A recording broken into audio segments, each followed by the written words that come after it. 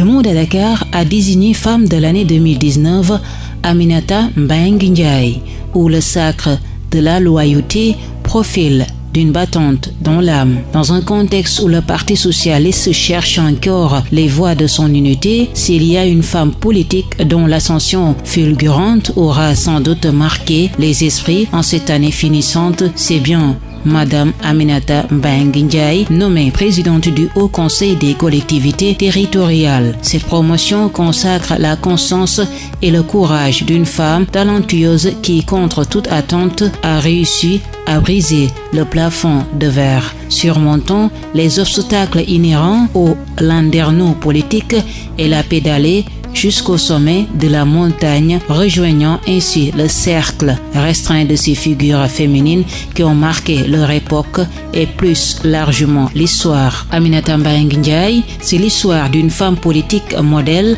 de loyauté et d'abnégation.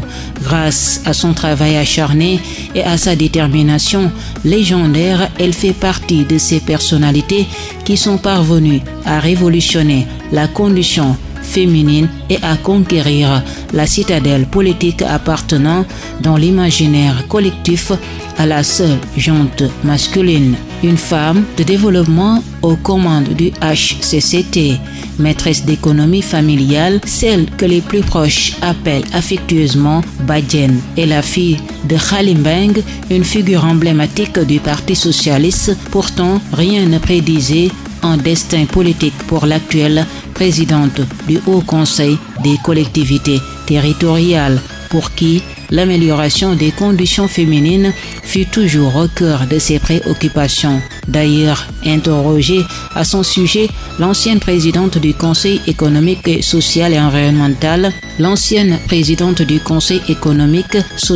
environnemental, Madame Aminata Tall, retient d'elle une femme aux innombrables qualités humaines et foncièrement attachée aux questions de développement. À en croire cette dernière, Aminata Mbengue Ndiaye est une femme développement avec un parcours exceptionnel.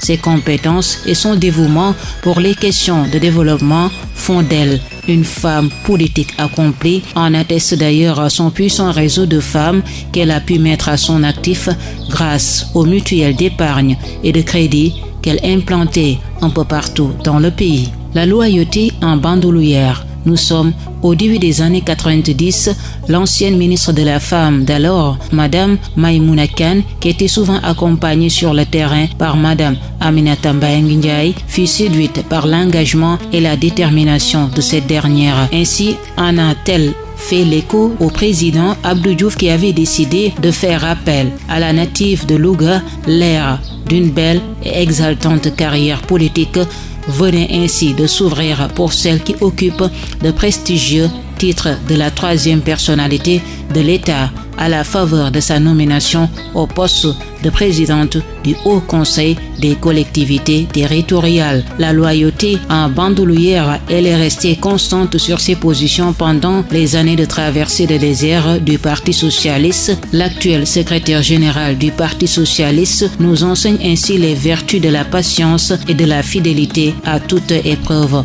En effet, alors que le Parti socialiste nageait en eau trouble durant les 12 ans de magistère du président Abdoulaye Wade, Aminata Mbengue Ndiaye a tenu bon au moment où la plupart de ses camarades avaient choisi de déposer leur baluchon au Parti démocratique sénégalais, où les prairies bleues étaient irrésistiblement plus attrayantes. Elle s'était accrochée à ses convictions, jurant fidélité à un idéal incarné par un homme en la personne de feu Ousmane Tanor Dieng. D'ailleurs, selon Pape Massar Ndoye, membre du bureau politique du Parti socialiste et du comité central, Madame Aminata Mbengue Ndiaye, un socialiste convaincu, n'a jamais renié ses convictions politiques. Et pourtant, Maître Abdoulaye Wade, qui voulait implanter le Parti démocratique sénégalais dans la ville de son prédécesseur, lui avait promis monts et merveilles dans un landerneau politique où les intérêts du moment dictent les positions des uns et des autres. La personnalité de cette grande dame mérite d'être citée en exemple pour la jeune génération de femmes et d'hommes politiques confrontés à un problème de repère. une ascension politique fulgurante. L'actuel secrétaire général du Parti socialiste peut sans doute se targuer d'une belle percée au sein du Parti socialiste connu pour son organisation affinée. En 1996, elle a été élue mairesse de Louga et présidente du mouvement national des femmes socialistes de Louga. Elle a été aussi directrice de la condition féminine avant d'atterrir au ministère de la Femme et de la Famille de 1998 à 2000, date à laquelle le PS a perdu le pouvoir. En 2012, à la suite de la chute du Parti démocratique sénégalais, le Parti socialiste qui avait soutenu la candidature de Macky Sall au deuxième tour bénéficiera de 2 postes ministériels. Aminata Mbengue Ndiaye sera nommée ministre de l'élevage. 7 ans plus tard, elle est devenue ministre de la pêche et de l'économie maritime après la formation du nouveau gouvernement mis sur pied par le président Macky Sall à la suite de sa victoire à la présidentielle de février 2019. À la suite du décès de feu Ousmane Tanor Dieng, l'actuel secrétaire général du Parti socialiste est nommé à la tête du HCCT, une nomination qui récompense la loyauté mais aussi la compétence d'une dame battante dans l'âme que votre site Le Monde à Dakar a décidé d'honorer parmi les personnalités qui ont marqué l'année 2019.